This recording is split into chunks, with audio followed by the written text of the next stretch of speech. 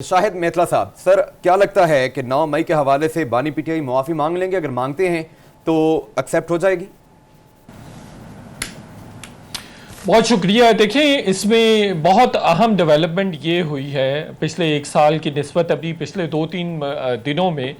वो ये हुई है कि इमरान खान साहब ने रीट्वीट किया है और वो रीट्वीट आपको इंटरनेशनल मीडिया में भी नज़र आ रहा है और पाकिस्तानी मीडिया में भी नज़र आ रहा है। इमरान खान साहब ने माफ़ी इन अल्फाज में एक तरह से मांग ही ली है कि मेरे फ़ौज के साथ ताल्लुकात बेहतर होने चाहिए थे, फ़ौज के साथ मेरे ताल्लुकात बेहतर नहीं रहे, अच्छे ताल्लुकात मैं ना रख सका, ये मेरी नाकामी है। उन्होंने इन अल्फाज में एक तरह से माफ़ी मांग ली है और यह इजहार नदामत की है। इससे ज़्यादा मेरा ख्याल है माफ़ी अब मुस्तकबिल में देखना होगा कि वो मांगते हैं या नहीं मांगते, लेकिन मेरी नज़र में तो ये भी माफ़ी है। पिछले 3-4 दिन से उनका जो स्टांस है या उनका जो टोन है, टेनर है, वो एंटायरली डिफरेंट है पास्ट की निस्बत, पूरे एक साल की निस्बत। और आपने देखा है कि पिछले एक हफ्ते में सोशल मीडिया पर भी तनकीद उस तरह से नहीं हो रही इदारों पर या इदारों के जो अहलकार हैं या अफसरान हैं उन पर, जैसे एक साल से हो रही थी। तो ये एक बहुत मेजर डेवलपमेंट है, एक बहुत मेजर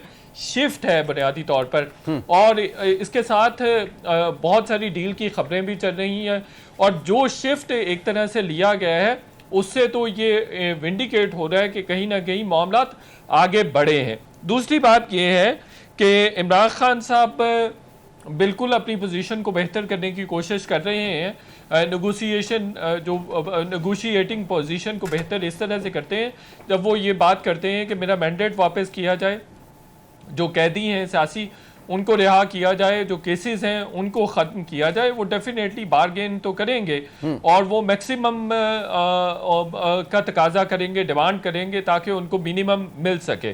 और दूसरी चीज़ ये है कि अब आप देखिएगा कि फ़ौज के लबो लहजे में भी काफ़ी तब्दीली आएगी। आज DG ISPR ने ये कहा है कि हमारा 9 मई के हवाले से स्टांस वही पुराना है, नो डाउट उनका पुराना है, लेकिन साथ उन्होंने माफ़ी मांगने की जब बात की है तो माफ़ी तो एक तरह से इमरान खान साहब ने मांग ली है। इंटरनेशनल मीडिया में भी वो सारी चीज़ें आ गई हैं। दूसरी बात ये है कि अब इमरान खान साहब सियासी जो कायदीन हैं उनके साथ भी मुज़ाकरात के लिए तैयार हैं और उसके लिए भी उन्होंने गो हेड दे दिया है। तो मुझे ये लग रहा है कि मामलात आगे बढ़ेंगे और आप देखेंगे भी सही, ये मैं प्रिडिक्ट कर रहा हूँ कि मामलात बेहतरी की तरफ आगे बढ़ेंगे और इमरान खान साहब और उनकी जमात को कोई ना कोई स्पेस अब मिलेगी। ठीक है मेतला साहब, रजी साहब ने हंसी मुझे शो करवाई है, आपने भी देखी होगी। रजी साहब से मैं पूछूंगा कि मेतला साहब की बात में वजन था या फिर आपने किस वे में लिया है। मैं पहले अनवर रजा साहब से बात करूंगा। सर 9 मई एक बड़ा साने है और वाजे कह दिया गया है कि मुआफ़ी मांगे कौम से, हमसे नहीं कौम से मुआफ़ी मांगे, उसके बाद बात कर ली जाएगी। क्या देख रही आने वाले वक्त में क्या होने वाला है? देखिए, बानी पीटीआई जो हैं वो इस वक्त कश्मकश की कैफियत में है और वो ये चाहते हैं कि उनको कोई गारंटी दी जाए। अब देखिए, वो ट्रस्ट डेफिसिट है दोनों के दरमियान। फ़ौज भी ये चाहती है कि इमरान खान साहब का जो माजी का कंडक्ट है वो बात करते हैं फिर उस बात पर कायम नहीं रहते। बहुत सारी ऐसी मिसालें मौजूद हैं। जबकि खान साहब ये कहते हैं कि अगर 9 मई के वाक़यात से मुतालिक वो कौम से माफ़ी मांगते हैं तो इसका मतलब है वो कन्फेस करते हैं। तो फिर क्या उसे सियासी इंतकाम का निशाना बनाया जाएगा, उन पर जो कायम मुकदमात हैं वो ख़त्म किए जाएंगे और उनको पोलिटिकली स्पेस मिलेगा या नहीं? अब दोनों तरफ से ट्रस्ट डेफिसिट है। अब इस ट्रस्ट डेफिसिट को दूर कौन करेगा?